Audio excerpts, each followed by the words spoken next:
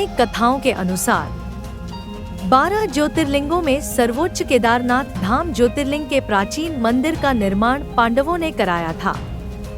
जब महाभारत का युद्ध समाप्त हुआ तो इस युद्ध के रक्त संहार को देखकर भगवान शिवजी पांडवों से रुष्ट हो गए थे और पांडव अपने भाइयों की हत्या के पाप से मुक्ति के लिए शिवजी के दर्शन करना चाहते थे।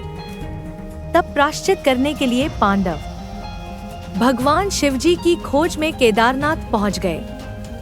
तब भगवान शिवजी ने बैल का रूप धारण कर लिया और वे अन्य पशुओं में जा मिले और भीम ने अपना विशाल रूप धारण कर 2 पहाड़ों पर अपने पैर फैला दिए।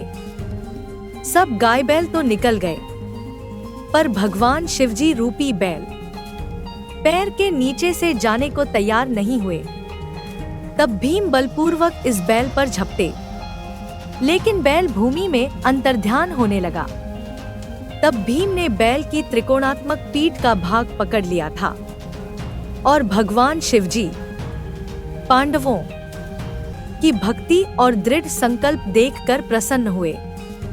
तब उन्होंने तत्काल दर्शन देकर पांडवों को हत्या के पाप मुक्त कर दिया था और पांडवों की प्रार्थना पर भगवान शिवजी दृढ़ रूप में केदारनाथ ज्योतिर्लिंग के रूप में हमेशा के लिए यहाँ विराजमान हो गए। पौराणिक कथाओं के अनुसार गृहपति अवतार भगवान शिवजी का 7वां अवतार माना जाता है। इसको लेकर एक कथा प्रचलित है, जिसमें बताया गया है कि नर्मदा नदी के तट पर ऋषि विश्वनार अपनी पत्नी शुचिष्मति के साथ रहते थे। एक दिन ऋषि विश्वनार की पत्नी ने उनसे भगवान शिवजी की तरह पुत्र को प्राप्त करने की इच्छा जताई। तब पत्नी की इच्छा पूरी करने के लिए ऋषि विश्वनार काशी आ पहुँचे, जहां उन्होंने घोर तपस्या की और भोलेनाथ के वीरेश लिंग की पूजा अर्चना की।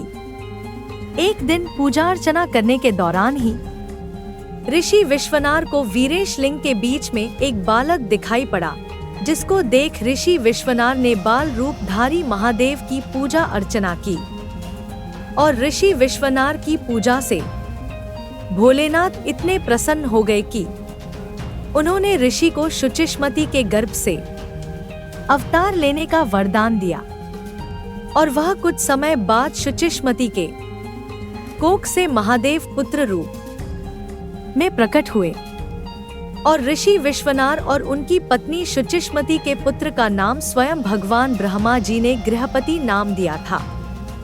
लाइक, शेयर, सब्सक्राइब कीजिएगा।